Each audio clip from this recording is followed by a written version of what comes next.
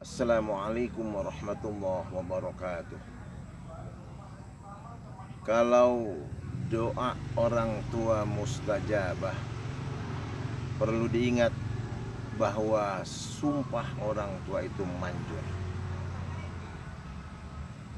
Di zaman baginda Nabi Shallallahu Alaihi Wasallam ada terkenal seorang tokoh bernama Alqamah. Alqamah ini orang yang taat ibadah, baca Quran rajin, puasa sunnah rajin. Alqamah mempunyai seorang istri yang terkenal cantik jelita. Orang tua Alqamah yang tinggal nun jauh di sebuah kampung di pelosok desa. Namanya orang tua biasanya kepada anak itu khawatir. Dengan pakaian ala desa, dengan perbekalan ala kadarnya, orang tua ini datang ke kota untuk melihat bagaimana nasib sang anak, apakah dalam keadaan bahagia atau sebaliknya.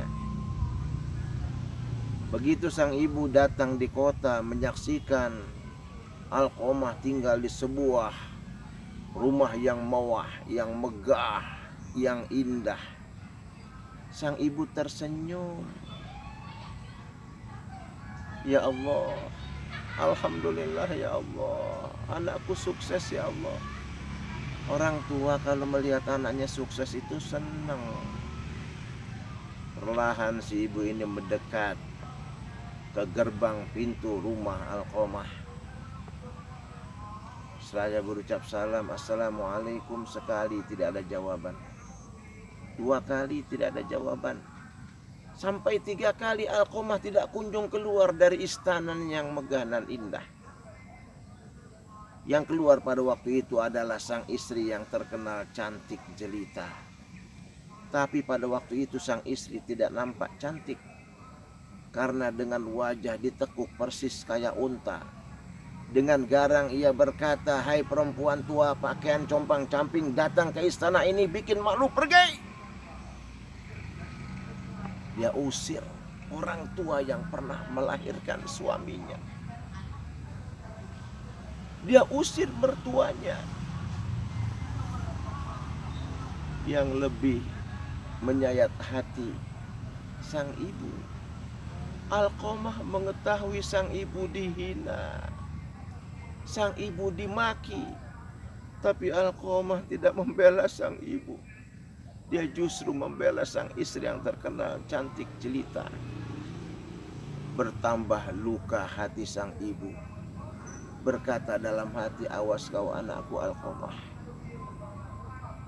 Sang ibu pulang ke rumah dengan sejuta luka di hatinya. Tidak lama dari kejadian ini Alqamah jatuh sakit. Makin hari makin parah, makin hari makin parah. Sampai pada keadaan terakhir Alqamah dalam keadaan mata melotot, lidah menjulur keluar, wajah membiru pucat pasi. Mengundang para tetangga yang hadir pada waktu itu, semuanya merasa iba. Akhirnya para tetangga berinisiatif untuk memanggil Rasulullah Shallallahu Alaihi Wasallam. Barangkali Rasul dapat menolong keadaan Alqamah. Begitu Rasul datang menyaksikan Alqamah dalam keadaan mata melotot, lidah menjulur keluar, wajah membiru pucat pasi, bertanya Rasul, "Masih adakah ibu Alqamah?" "Masih ya Rasul." "Panggil." Kirim utusan di hadapan ibu Alqamah. Sang utusan mengatakan, "Ibu, anak ibu Alqamah saat ini matanya melotot, lidahnya menjulur keluar, wajahnya membiru pucat pasi. Tolong ibu datang, kasihan Alqamah, Bu." Sang ibu sudah terlanjur luka dalam hatinya, tidak berkenan hadir. Kembali utusan dengan tangan hampa. Kirim utusan kedua juga kembali dengan tangan hampa. Akhirnya kirim utusan ketiga dengan sebuah pesan, "Sampaikan kepada ibu Alqamah, kali ini aku Rasulullah Shallallahu Alaihi Wasallam yang meminta ibu itu datang, bukan Alqamah." Baru sang ibu datang. Begitu ibu datang menyaksikan Alqamah dengan mata melotot, lidah menjulur keluar, wajah membiru pucat pasi, bertanya, Rasul, benarkah Alqamah anak ibu? 100% ya Rasul. Alqamah anak yang kukandung 9 bulan lamanya. Alqamah anak yang kulahirkan dengan susah payah. Alqamah anak yang kudidik, kurawat dengan penuh kasih sayang. Apabila datang waktu malam Alqamah dalam keadaan sakit, aku ibunya tidak bisa tidur. Seakan-akan aku yang sakit. Tapi apa balasan Alqamah kepadaku ya Rasul? Aku dihinanya, aku dimakinya ya Rasul. Oleh karenanya aku haramkan air susu yang pernah diisap oleh anakku Alqamah ya Rasul. Jadi ibu tidak mau maafkan kesalahan anak ibu Alqamah. Tidak ya Rasul. Baik. Akhirnya Nabi meminta para tetangga yang hadir pada waktu itu untuk mengumpulkan kayu bakar sebanyak-banyaknya. Setelah kayu bakar terkumpul mengelilingi Alqamah yang bagaikan mayat hidup, dibilang hidup sudah tidak bergerak lagi, dibilang mati tapi masih bernafas. Nih lihat, orang tua yang sudah kecewa, orang tua yang sudah luka hatinya, tidak mampu menyaksikan anaknya menderita di hadapannya. Baru saja Rasul akan menyalakan api menjerit sang ibu. Ya Rasul, hendak kau apakan anakku ya Rasul?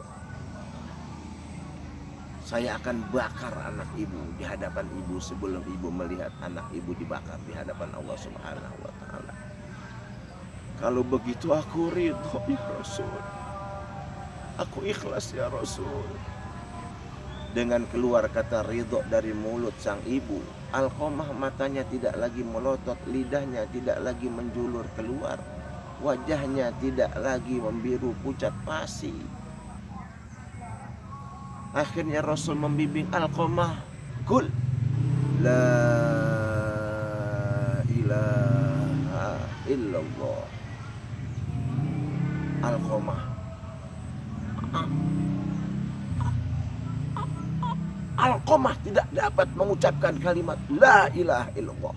Berulang-ulang Rasul membimbing, tapi Alqamah tidak mampu mengucapkan kalimat la ilaha illallah.